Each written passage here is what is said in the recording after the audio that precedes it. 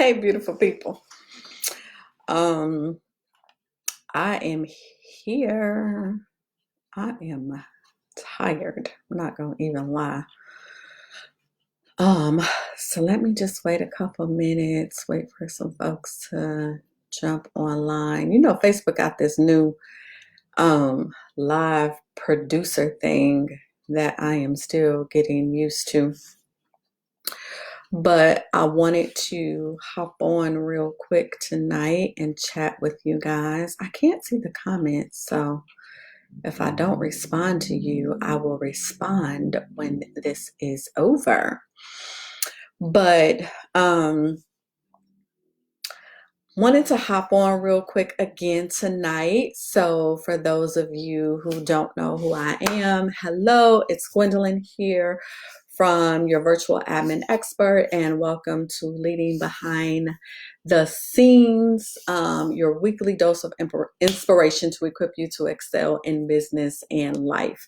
And so every week we just share small little snippets and tidbits that will help you on the entrepreneurial journey and throughout your life. And so I wanted to talk a little bit about some of the critical roles that you play in your business. And tonight we're going to focus on the CEO, and the next week I'll come back and share with you about one of the other roles. But tonight is really about being the CEO in your business. And you know, I see this title thrown around a lot, or people saying I'm the CEO and you know, the CEO of this or CEO of that. But do they really understand what that is, or are they really fulfilling that role? A lot of times we think we are a CEO in our business, and we're really not. We may just be the technician or the admin. The CEO is really kind of the decision maker, the visionary that is making things happen, and that is such a crucial role. And so, you know, today I actually had one of the participants in my program ask, you know, how did your business get easier for you after you started to step into your CEO role, which I thought was a great question. And what I said to her was that I don't necessarily think it got easier. I think I got more time to focus on growing my business, to focus on serve my clients more, how I could grow the business, things like that. Got more time to spend with my family, but it didn't necessarily get easier because other things came into place as I started to build the business and build a team. You now are financially, you know, committed to paying people even when your clients or customers don't pay, or don't pay on time, or you know, things like that. You still have to pay other people. You also become responsible for other people's performance, so now you're managing their performance and the quality of their work. So that becomes another added thing onto that. Not to mention, you know, you're always kind of building relationships. You're responsible for the marketing or partnering with somebody, and so there's still all these things that you are responsible for, right? Especially the financial health of your business. And so it doesn't necessarily get easier, because the more that you begin to grow, the more responsibility that you take on, and it just kind of replaces things that you become responsible for. You're responsible for the human capital, which is your people, you know, keeping them engaged, keeping them happy. Do they like the work that they're doing? You know, then what comes with people is their lives and all the things that they might be going through. So then you have to be empathetic and patient, or make hard decisions on whether to let them go or let them stay. You got to build, you know, community. There's public relations. If you're a nonprofit, that could be fundraising. There's just so many things, not to mention the strategic planning and goal setting, and then executing on those. And then there's evaluation of the organization, right? Because you're doing all the things, but are you taking the time to find out, are all the things being successful or effective or efficient? So now you have to evaluate the business and the organization. And so it doesn't get easier, but it's crucial that you do that, because times will come that are going to showcase whether or not you can actually step up and fully function in that role. So, for example, one of the things that most recently that I can think of is this paycheck protection program that became available for small businesses and also included, solopreneurs and freelancers and self-employed people, which hasn't historically happened. And so were people ready financially? I saw a lot of people who were not ready financially to be able to submit their paperwork. People couldn't put their hands on the documents, organizing documents that they needed to be able to get their application in. And so that was a missed opportunity. And so as a CEO, we are responsible for a lot of those things. And I get it, because as a solopreneur, most times you're so focused on serving the client or providing the service that you really don't carve out the time to just focus on being the CEO in your business. And so I want to challenge you guys to really carve out time for business development and being the CEO in your business.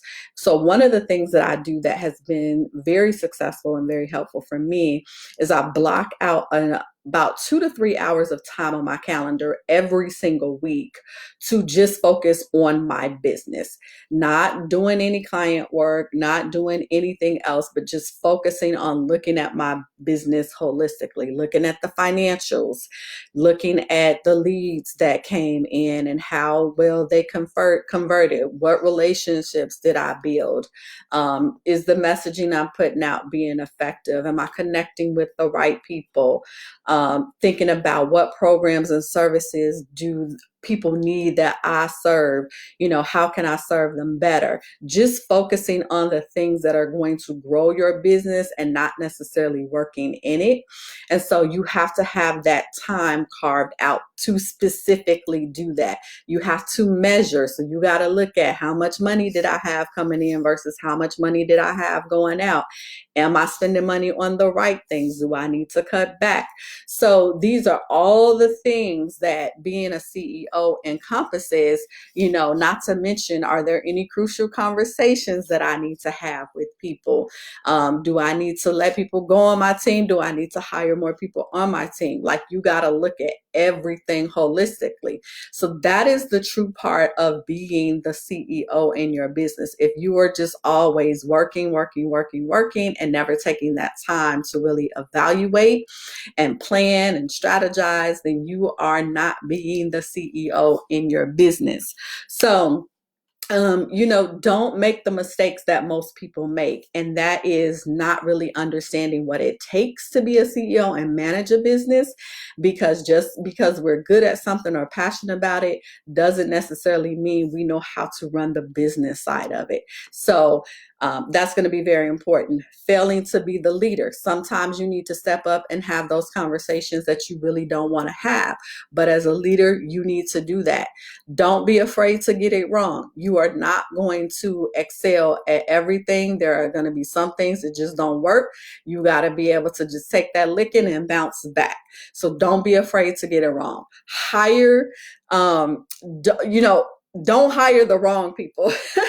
And this includes creating the wrong partnerships. That's a lesson that I learned the hard way. So, you can have the best ideas and you can have the best programs, you can have the best products and services, but if you have the wrong people in place, if you partner with the wrong people, it's all going to go to hell. So remember that you want to hire the right people, and you want to hire people who, are better than you in areas that you're not really strong in, who have knowledge and can look at it a different perspective. We don't need to have just yes people on our team. It doesn't serve you well as a CEO to just have people surrounding you who are always going to say yes and who are just going to worship you as a person versus have the best interest of you and your business at stake, and who are never going to challenge you. So you want to make sure that you do that, and then make sure that you create a culture of excellence and partnership. There is nothing worse than working for somebody where it's all about them. It's always their their way or no way. They're never concerned about you as an individual. They don't ask, what's going on in your life or your business. That doesn't create a great morale situation that people want to work in. And then make sure that you understand your target. As a CEO, you have to know who are you serving. You have to be able to keep the vision in front of you, big and strong, and you have to be able to communicate that vision to your team and to people who are going to help you reach it. So that's going to be important. Make sure that you got your legal stuff and your financial stuff in order. Make sure if you need a license, you have your license. If you're supposed to have some kind of paperwork in your state or your city, make sure that you have it. Make sure that you have somebody, helping you with your finances. If you are not good at that, make sure your legal stuff is in order. That is a huge part of being a CEO.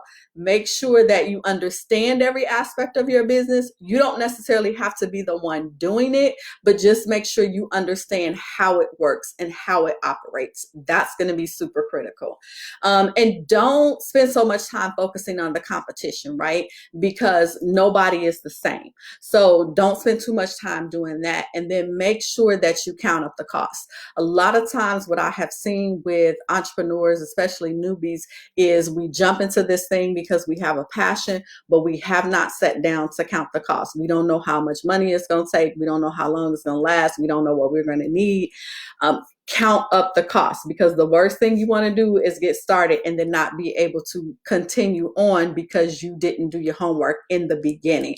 So those are my tips. That's my little tidbit, my little spiel about being the CEO in your business. Hopefully that was helpful, and I will be back next week to talk about being the technician in your business. Mwah!